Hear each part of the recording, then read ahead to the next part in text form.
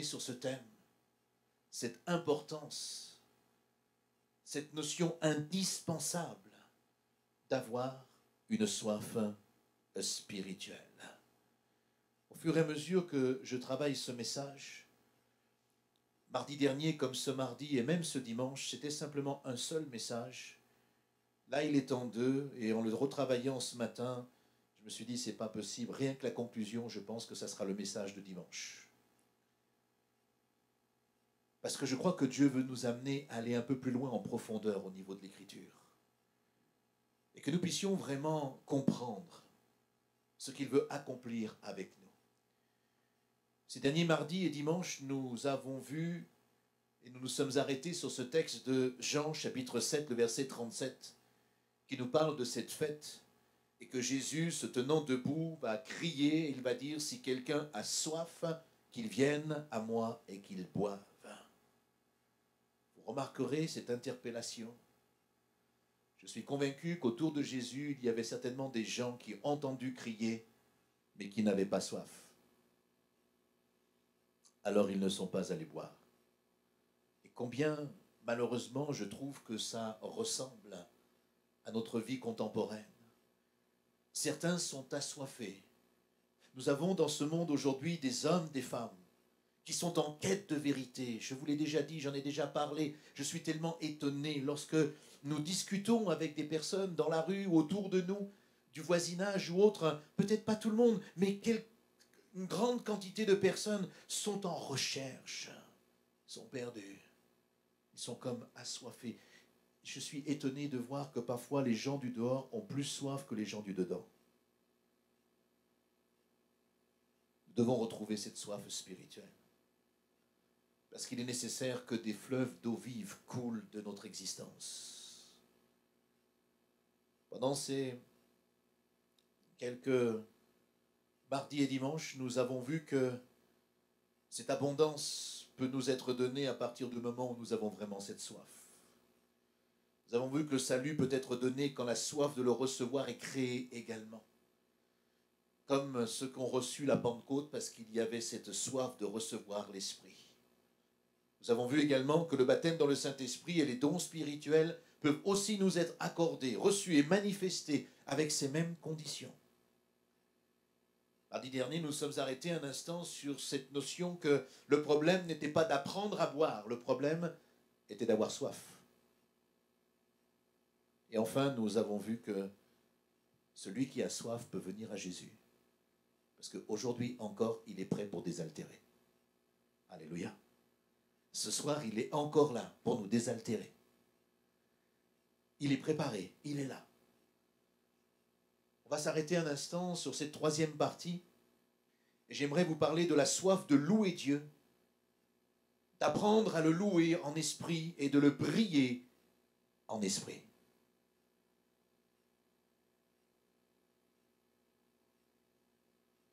Le PowerPoint va arriver dans peu de temps. Voilà, on est là. Non, juste avant.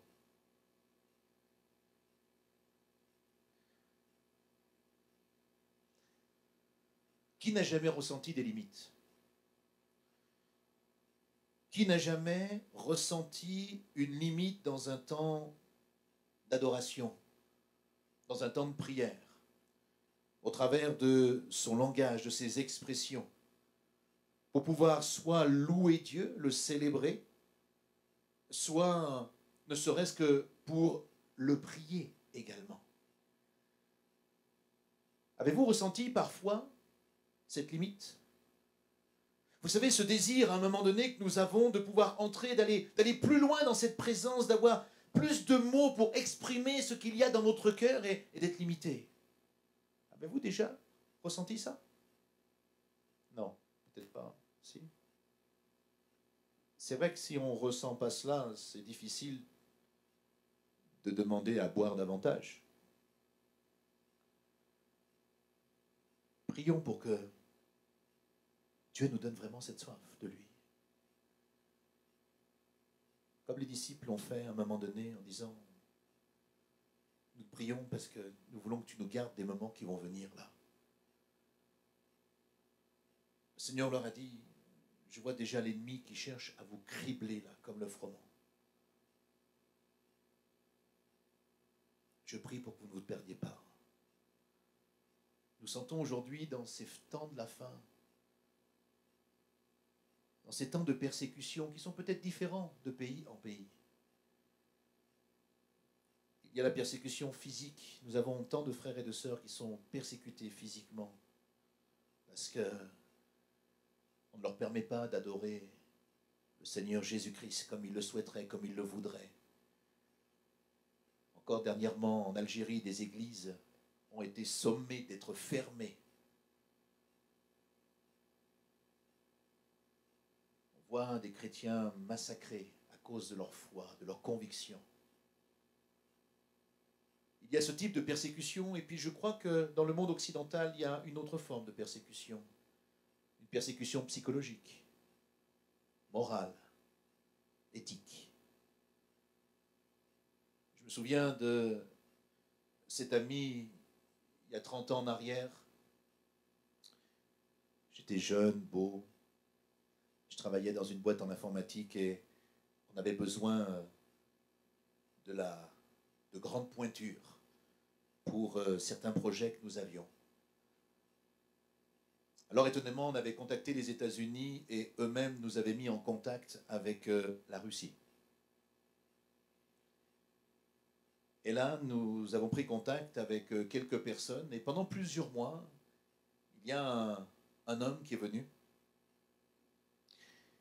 de Russie et qui découvrait pour la première fois le monde occidental. Je me souviens la première fois que nous l'avons amené dans un supermarché. Il était fou. Il n'a jamais vu autant de produits. Imaginez-vous 30 ans en arrière. Les rations étaient limitées.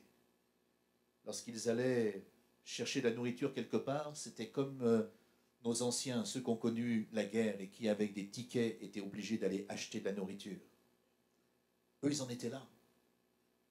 Imaginez la première fois où il est rentré dans un carrefour ou dans un Cora ou dans un... Il prenait des chariots entiers. Je lui dis, c'est pas la peine. Tu reviens demain, il y en a encore. Il dit, non, non, non, non, non. Peut-être demain, il n'y aura plus. Il avait 4 packs de lait. C'était un vrai Russe immense. On l'appelait Nounours. On a travaillé ensemble pendant plusieurs mois. On a parlé des choses de Dieu. Quelque temps après, d'autres amis russes sont venus. Ou plutôt, ils ont fui. À cause de leur foi en Jésus-Christ. Persécutés, envoyés au goulag. Ils sont arrivés en France, on les a accueillis. Ils sont restés là pendant quelques mois. Le père de lui était recherché à cause de sa foi en Christ.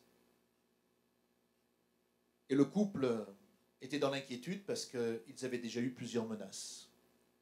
Au bout d'une petite année, à notre grande surprise, alors qu'on avait essayé de tout faire pour les intégrer dans la vie sociale et leur trouver éventuellement un appartement et puis un travail, et puis ils ont dit il faut qu'on reparte chez nous. On leur a dit quoi? Mais vous êtes persécutés là-bas. On en veut à votre vie. Vous savez ce qu'ils m'ont dit? Ils nous ont dit, vous ici en Occident, on ne s'en rendait pas compte, mais vous êtes encore plus persécutés que nous. Alors on ne comprenait pas ce qu'ils voulaient nous dire. Je dis, mais ton père, il a été envoyé aux travaux forcés simplement parce qu'il allait dans une église. Toi et ton épouse, vous avez été tellement malmenés, battus. Je dis oui. Mais nous avons cette conviction que nous devons rentrer maintenant et continuer à atteindre notre peuple à l'évangile. Et ici, il m'a dit, je vais vous expliquer. Pour nous, la persécution est beaucoup plus importante parce qu'elle est psychologique. Ça fait quelques mois maintenant que nous sommes là, nous regardons votre télévision et on commence à se flétrir à l'intérieur. Parce que ce que nous voyons perturbe notre esprit. Les publicités à l'extérieur, les relations avec les païens et la manière dont les gens aujourd'hui se moquent de Dieu, Nous, là-bas, nous savons pourquoi nous sommes persécutés, pourchassés et battus. Mais ici, la persécution psychologique, morale, mentale, tellement forte, la violence, la sexualité, tout ce qui est anti-Dieu se manifeste. On a été surpris d'entendre de tels propos.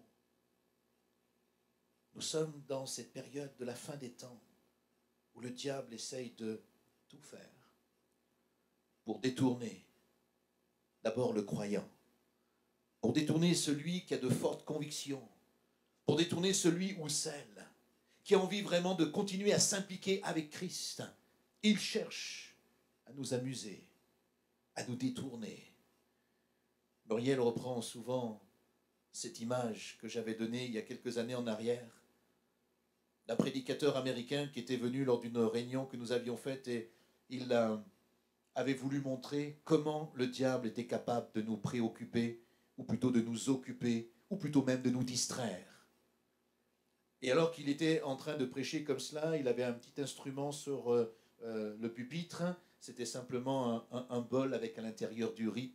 Et pendant qu'il prêchait, tout simplement, il a jeté ce bol de riz comme cela, au milieu de l'auditoire. Je pense qu'il n'a pas dû réfléchir à ceux qui faisaient le ménage à l'époque. Et puis ensuite, il a dit, dans la conception de sa pensée, de l'image qu'il était en train de donner, il a posé le bol sur une table. Il a dit, est-ce que vous pouvez récupérer les grains de riz qui sont par terre et les remettre dans le bol? Et il continuait à parler. Et alors plusieurs ont commencé à se baisser et à ramasser un grain de riz, et 2, et 5, et 10, etc. Imaginez un bol de riz répandu comme ça, le temps qu'il faut pour ramasser. Et au bout de quelques secondes, il a dit, arrêtez. C'est exactement ce que le diable fait aujourd'hui. Il nous accapare par des milliers de petites choses. Il occupe notre esprit, notre intelligence. Il prend notre temps, il vole notre temps par des milliers de petites choses. Et nous avons la tête baissée dans ces petites choses et nous ne faisons que regarder ces petites choses et nous perdons un temps fou. Et en ayant la tête baissée, nous oublions la trajectoire que le divin nous a donnée. Il y a un moment donné où nous devons prendre conscience de ce qui se passe dans notre vie, frères et sœurs. Il y a un moment donné où nous devons prendre conscience de ce qui se passe au niveau de l'Église. Et quand je parle de l'Église, je ne parle pas simplement ici à Mulhouse, mais l'Église avec un grand E. Il y a un moment donné où nous devons prendre conscience de ce qui se passe dans cette notion de la fin des temps. Et arriver à ressentir au plus profond de nous-mêmes cette soif de dire, Seigneur, il faut que ça change. Ça ne peut pas continuer comme ça. Il faut que ça change. Il faut que mon cœur change, il faut que ma vie change, il faut que ma compréhension des choses de Dieu change, il faut que ma réalité avec toi change, il faut que mon intimité avec toi change, il faut que ce que je reçoive en moi de ta présence change. J'ai besoin de plus de toi. Ressentir les limites de son langage, les limites de son expression, de pouvoir louer, adorer ou célébrer.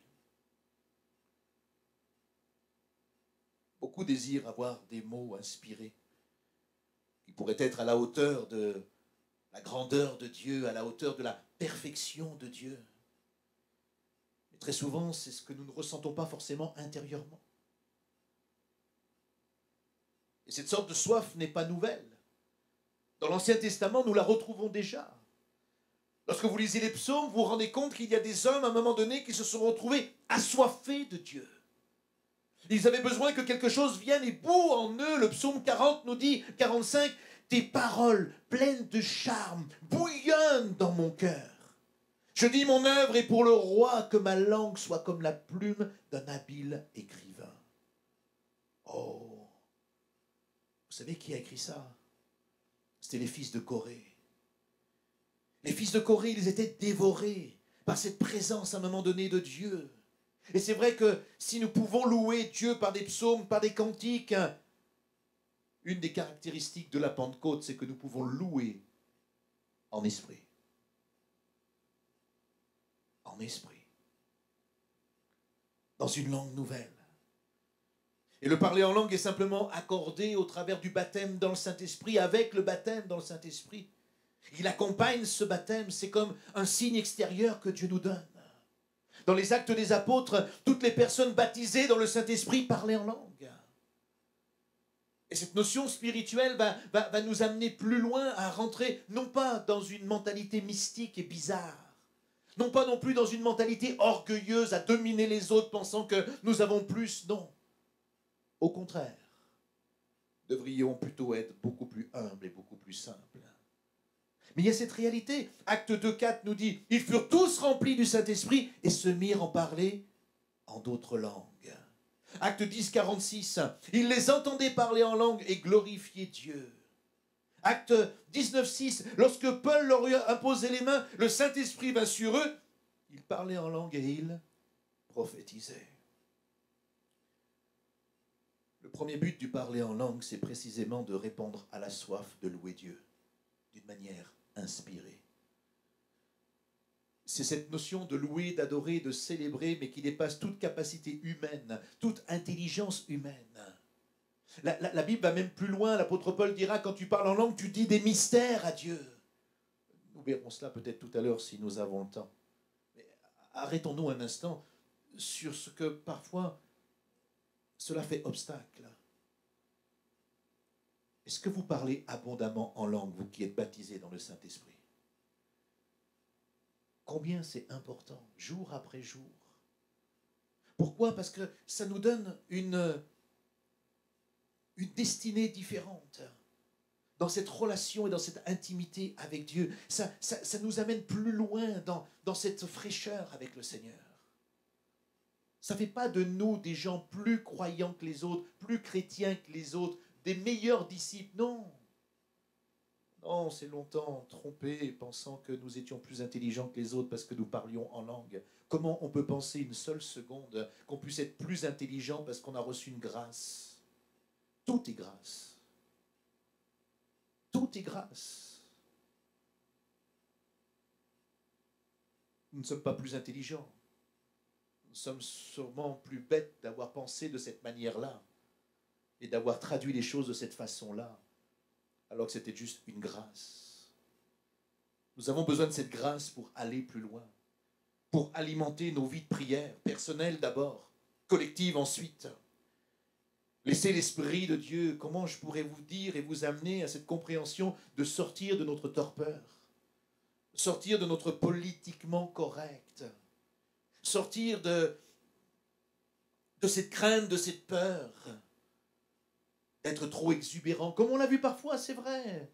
Parce que certaines personnes sont parfois exubérantes. C'est vrai. Calmez-les. Mais ce n'est pas parce que certaines sont trop exubérantes que nous devons nous priver des grâces que Dieu nous donne, des bénédictions qu'il veut nous accorder. Je crois qu'un des premiers buts du parler en langue est précisément de répondre à la soif spirituelle. Le fait de parler en langue, ça répond à cette soif qu'il y a à l'intérieur de nous, de louer Dieu d'une manière inspirée, de louer Dieu de cette façon-là, qui va nous amener plus loin.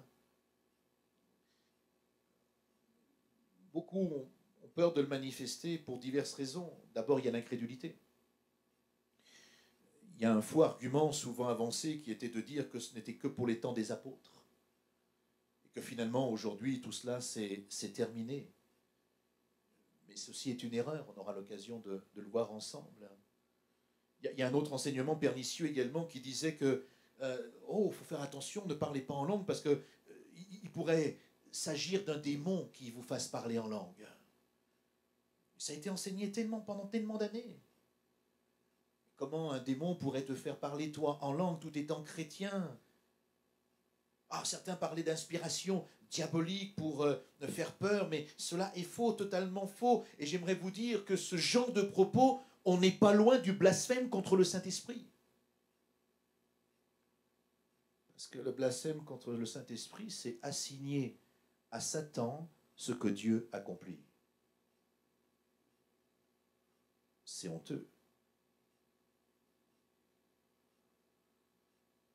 On peut aussi considérer la fausse pudeur, qui fait que certains ont peur, ont honte de se sentir peut-être ridicules parce qu'ils ne vont pas maîtriser cette langue, ils vont parler dans une langue qu'ils ne connaissent pas, il y a des mots qu'ils ne vont pas pouvoir maîtriser, dominer. D'autres ont été découragés, comme je l'ai dit il y a un instant, peut-être même apeurés par des débordements de gens excessifs, excentriques, qui manquaient de maîtrise. Puis il y a aussi les obstacles à l'intelligence humaine qui veut absolument tout comprendre, tout savoir, tout contrôler, sans s'abandonner par la foi en quittant ces raisonnements basés uniquement sur l'intellect. Alors on veut maîtriser les choses. Je crois que peut-être que l'une des raisons pour lesquelles Dieu ait donné le signe des langues, c'était justement peut-être pour nous obliger, ou obliger la sagesse de l'homme à capituler devant la sagesse divine. Parce que ça nous dépasse dans la réalité. Le fait d'accepter puis de vouloir parler en langue représente tout simplement un acte de soumission. Oui ou non? C'est un acte d'obéissance, un acte de soumission, c'est un acte de foi que Dieu propose et dans lequel nous pouvons entrer. Je crois que ce ne sont pas tous les prétextes qui manquent pour ne pas désirer parler en langue, rentrer dans cette dynamique de l'esprit, mais je crois qu'aucun ne tienne lorsque nous étudions véritablement la parole de Dieu. Et ils sont souvent renversés lorsque nous laissons justement ce désir entrer en nous, cette soif spirituelle nous saisir. Si vous avez été meurtri dans le passé par de mauvais propos, si vous avez été meurtri dans le passé parce que vous avez entendu des gens qui se sont pris pour plus que ce qu'ils n'étaient, parce que soi-disant ils étaient pentecôtistes, en leur nom, moi je vous demande pardon. Parce qu'il ne faut pas rester sur ces blessures du passé et entrer dans une dimension nouvelle aujourd'hui. Ne restez pas figés sur des choses que vous avez mal vécues, mal interprétées, parce que ces choses vous ont affecté particulièrement à cause de gens justement mal équilibrés. Le diable est tellement malin pour nous extraire des promesses de Dieu. Il est capable de nous affecter, de nous meurtrir, de nous blesser. Il est capable d'ordre les Écritures pour faire en sorte que nous ne saisissions pas les bénédictions de Christ. Mon frère, ma sœur, c'est à nous aujourd'hui de laisser la bonne parole de nouveau se saisir de notre entendement, de se saisir de notre cœur. C'est à nous aujourd'hui de nous engager dans cette nouvelle promesse. C'est à nous aujourd'hui de dire oui, il est peut-être vrai que j'ai été abusé intellectuellement pendant une certaine période de temps. J'ai cru comprendre certaines choses. Cela m'a blessé. J'ai vu des attitudes qui étaient déraisonnables. Mais est-ce qu'il y a peut-être un chemin raisonnable? Le Seigneur te dit ce soir, marche sur ce chemin raisonnable, je vais te le montrer. Et sur ce chemin raisonnable, ma bénédiction se trouvera là. Et tu verras que tu pourras recevoir cette puissance et cette vie de l'esprit abondante, sans être une personne folle, mystique ou bizarre, mais une personne intelligente, raisonnée, équilibrée, sage, à l'image de ces apôtres et de ces hommes et de ces femmes de Dieu qui ont changé la face du monde. Vous savez, rien que le fait de savoir que Dieu est glorifié quand il est loué de cette manière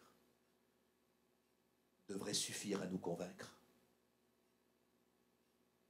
Parce que c'est la réalité.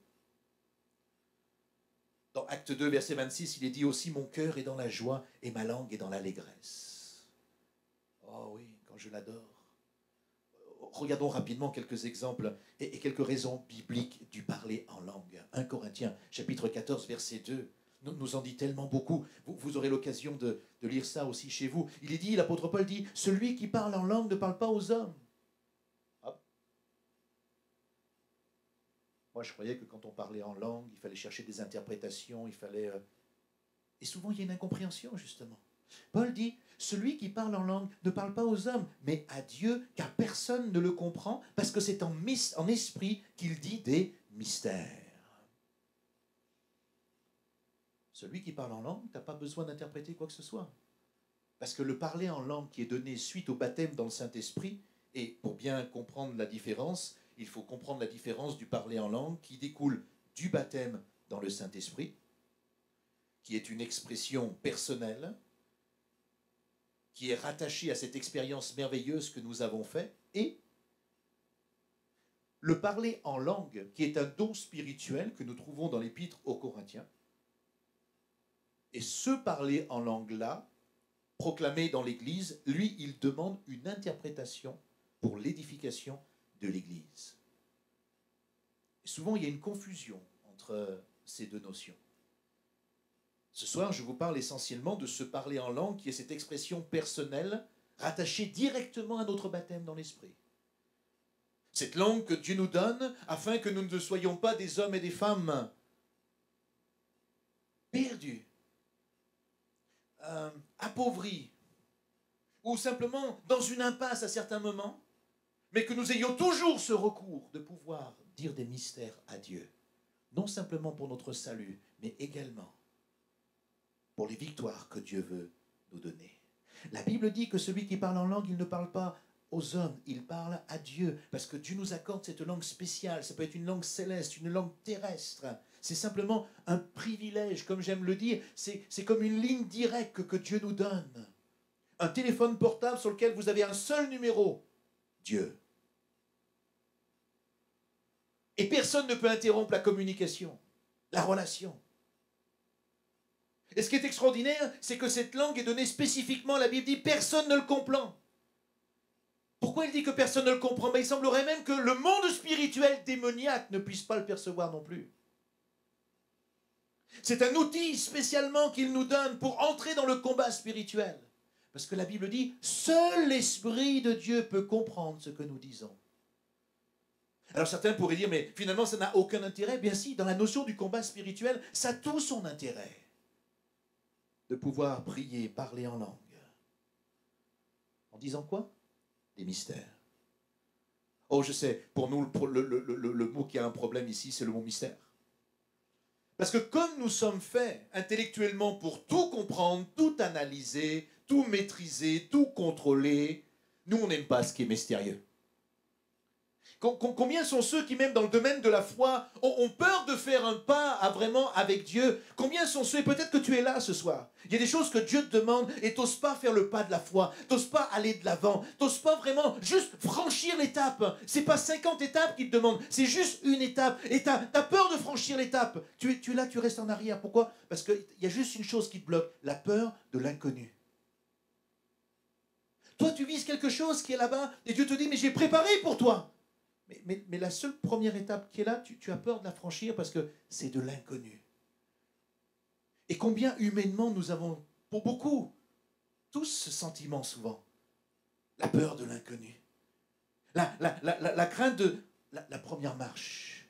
La première étape. Oh, mais comment je vais faire? Comment ça va se passer? Cette peur de l'inconnu. Le Seigneur te dit, mais fais confiance. Quand tu auras passé cette première étape, tu verras tout naturellement le reste va se développer. Et souvent, nous sommes dans cette difficulté parce que nous, la première étape, on ne veut pas la passer. On envisage déjà la deuxième, la troisième, et on aimerait bien que Dieu nous fasse des fois des petits signes. Mais Dieu dit, tu auras les signes quand tu auras passé la première. Tu ne passes pas la première, tu restes où tu es. Et le problème, c'est qu'on a des chrétiens qui, pendant 40 ans, ils vivent comme ça. Certains vont même mourir comme cela. Ils n'ont jamais passé la première étape. Ils attendent toujours, oh, peut-être un signe, oh, peut-être quelque chose. C'est tellement mystérieux, j'ai peur. Mais j'aimerais vous dire ce soir, faisons confiance au mystère de Dieu. Parce que les mystères de Dieu nous amènent dans le miracle de Dieu. Et lorsque tu es dans le miracle de Dieu, tu vis des choses extraordinaires. Je suis sûr, si je demandais au pasteur René ce soir de nous donner quelques témoignages de ce qu'il a pu vivre, que ce soit quand il était en mission, quand il était pasteur en France, et lorsqu'il se trouvait devant certains défis, nous avons tous vécu ces expériences où on était là comme bloqués parce qu'il y avait une première étape qui était infranchissable. Pour nous, c'était mystérieux. Dieu ne nous demandait pas de faire un miracle. Dieu nous disait simplement, fais le premier pas de foi. Et moi, je vais faire la suite. Hein, René? Et comment Dieu a fait la suite? Il a fait des choses que nous ne pensions même pas. Il a accompli des choses que nous n'imaginions même pas. Parce qu'il nous a pris, nous, terrestre, là où nous sommes, et il nous a amenés dans le mystérieux. Mon frère, ma sœur, nous avons besoin d'entrer dans le mystérieux de Dieu. Pas dans le mystique, dans le mystérieux. C'est complètement différent. Le mystérieux de Dieu. Le mystérieux, c'est oser croire à ce que Dieu veut faire, comment il veut le faire, avec qui il veut le faire, quand il veut le faire, de la manière dont il veut le faire, même si je ne maîtrise rien. Quelqu'un m'a dit aujourd'hui, mais comment tu fais, pasteur, pour gérer une église quand tu dis qu'il n'y a pas les fonds financiers nécessaires, quand tu dis qu'il y a des besoins matériels, quand il y a des travaux, quand il y a des charges, comment tu... Je lui ai juste dit, je suis obligé d'entrer dans le mystère de Dieu. Parce que le chef de l'église, c'est pas moi. En France, on a des présidents et tout ça, mais la réalité, c'est qu'au-delà d'un conseil d'administration et de tout ce que vous voulez, le patron de l'église, c'est Jésus-Christ de Nazareth. C'est lui le chef. Et nous avons besoin d'entrer dans le mystérieux avec lui. Si tu n'entres pas dans le mystérieux, tu resteras toujours là, assis à ta place et tu ne bougeras pas. Tu vas simplement te contenter de consommer. Ou peut-être d'apprécier, bien sûr, d'être une bonne personne, d'avoir de bonnes relations. Mais Dieu veut plus que cela. Il a des choses qu'il veut te donner, que puisse tout simplement vivre. Entre dans le mystérieux de Dieu. Une autre version va dire, entre dans l'inspiration. Énonce des choses mystérieuses. Il y a tellement de choses dans la Bible que je ne comprends pas. Je ne sais pas si vous comprenez tout. J'aimerais vous dire que vous avez fait venir un pasteur qui ne comprend pas toute la Bible. Je suis obligé de l'avouer parce qu'il y a plein de choses que je ne comprends pas. Je suis incapable de vous dire comment Dieu a pu faire pour qu'un bout de rocher suive le peuple d'Israël pendant 40 ans dans le désert. Je ne suis pas capable de vous le dire. Je ne peux pas vous l'expliquer. Et non simplement le bout de rocher, il paraît qu'il marchait, ou en tout cas qu'il se déplaçait, et en plus, l'eau coulait. Truc de fou. C'est n'importe quoi ce livre. Comment on est capable de croire et de penser à une telle chose? Mais scientifiquement, comment on peut expliquer cela? Je ne l'explique pas. Je le crois. Et en le croyant, ça a changé ma vie. Comment Jésus, alors qu'il avait là un homme à terre, qui venait d'être descendu d'un toit, il lui dit juste, tes péchés sont pardonnés. Pour lui, l'affaire était réglée. Les gens ont commencé à murmurer. Il dit, mais c'est qui ce gars-là qui pardonne les péchés? Personne ne peut pardonner les péchés. Il n'y a que Dieu qui peut pardonner les péchés. Ben oui, ils avaient raison, il n'y a que Dieu.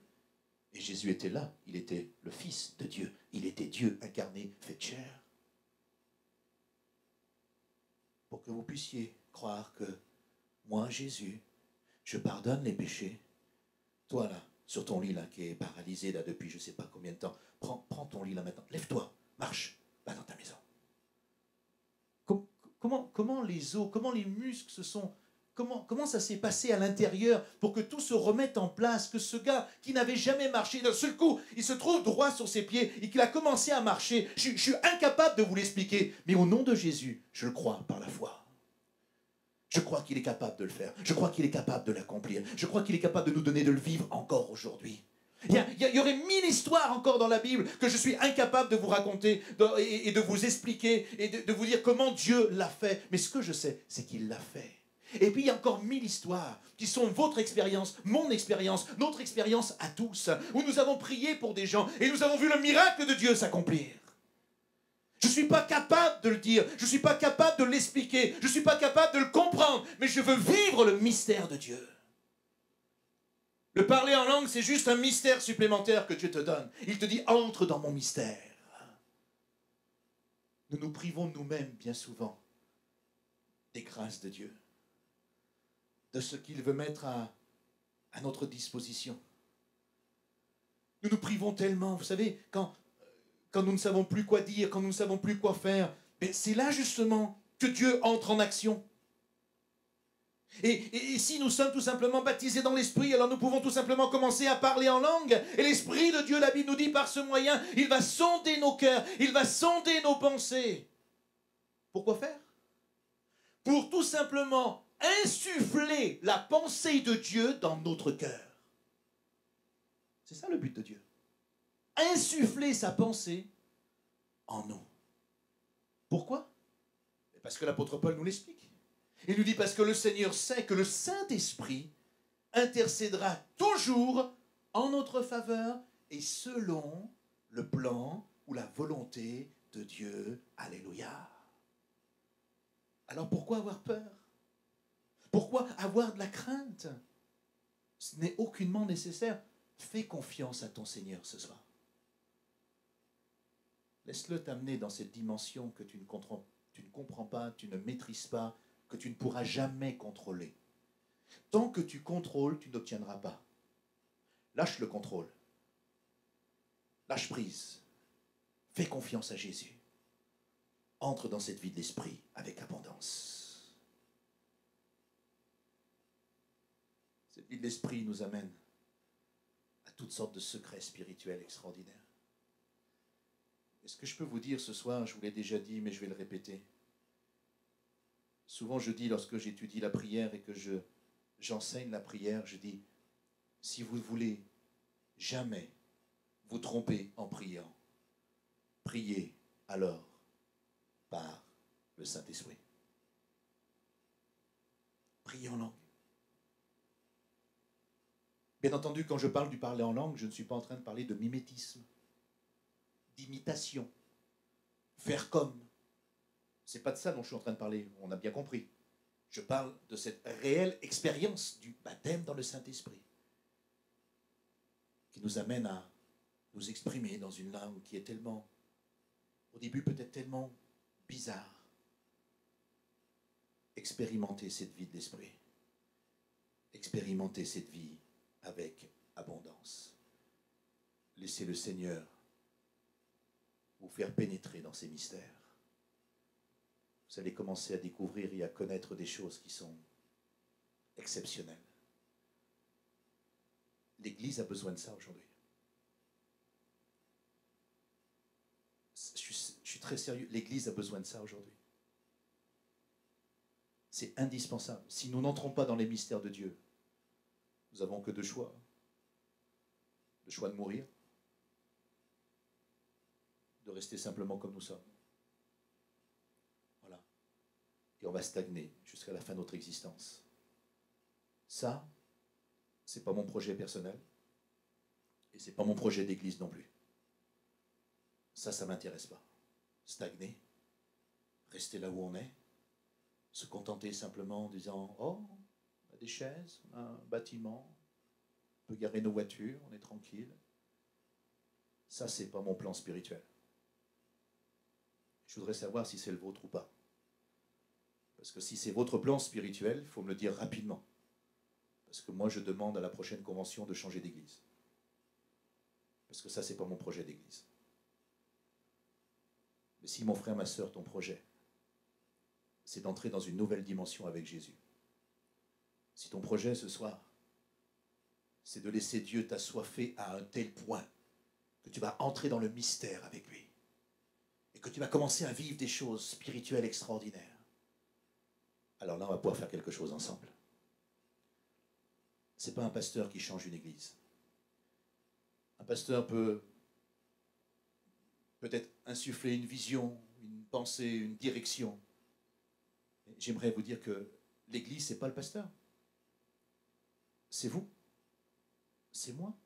C'est ensemble. Et c'est ensemble que nous devons aller. C'est ensemble qu'il faut marcher. C'est ensemble qu'il faut gagner. C'est ensemble qu'il faut vaincre. C'est ensemble qu'il faut entrer dans les mystères de Dieu. Et pour cela, à un moment donné, il faut se lâcher. Il faut dire, Seigneur, je veux te faire confiance. Je veux entrer dans cette dimension que je ne connais pas. Nous avons prévu d'organiser, depuis quelques rencontres pastorales que nous avons sur la région Est, il y a plusieurs mois en arrière, nous avons désiré organiser une semaine de jeûne et prière. Toutes les églises des Assemblées de Dieu de toute la région Est, ensemble, en tout cas toute la mini-région ici, pour avoir un temps commun d'intercession pour cette région. Parce que nous avons soif de Dieu. Hier encore, avec les pasteurs, on était une quinzaine, on s'est rassemblés ici. Et j'ai été interpellé par la soif que mes collègues ont de vouloir voir Dieu se manifester encore aujourd'hui. Alors à la rentrée, nous aurons cette semaine particulière et personnellement ici, j'ai voulu l'intensifier. Normalement, il est prévu que chaque soir, nous ayons un événement dans chacune des églises et les différents prédicateurs, pasteurs, etc., nous allons tourner dans toutes les églises. Mais moi, j'aimerais vous proposer que nous ayons une semaine de prière, mais pas simplement le soir, du lundi au samedi, mais toute la journée. Et avoir un programme toute la journée. Et toute la journée, avoir un programme de louange, d'adoration, de prière, d'enseignement, d'intercession, de combat spirituel. Mettre un temps à part pour dire Seigneur, je suis là pour toi. Je ne sais pas trop ce qui va se passer, mais ce que je veux, c'est que tu manifestes ta puissance. Tu m'amènes là où toi tu as prévu de faire. Il y a peut-être des choses qui sont comme des blocages dans ma vie, et bien je veux que ce temps de séminaire de jeûne et prière change ma vie, change mon cœur, change ma mentalité. Je vais aller plus loin avec toi. Les groupes de louanges, préparez-vous. La technique, préparez-vous. Frères et sœurs chrétiens, préparez-vous. On va avoir besoin de vous. Nous avons besoin d'entrer dans une nouvelle dimension. Nous ne pouvons pas simplement nous contenter d'être simplement des hommes et des femmes passifs et laissant autour de nous, dans notre voisinage, dans notre famille, des gens mourir. Parce que quelque part, nous manquons d'onction. Parce que nous manquons de conviction. Parce que nous manquons même de temps. Non. Seigneur, régis mon temps. Organise mon temps. Gère mon agenda. Ne permets pas que quelqu'un meure à cause de moi et parte en enfer parce que je n'ai pas eu le temps de faire ce que toi tu m'as demandé de faire. Aide-moi à être discipliné, à organiser ma vie, à gérer mon temps, pour que je puisse tout simplement ne pas avoir honte d'entrer dans ton royaume dans quelque temps. Et que tu puisses tout simplement dire, entre bons et fidèles serviteurs. Que Dieu nous aide et que Dieu puisse tracer le chemin pour nous amener plus loin.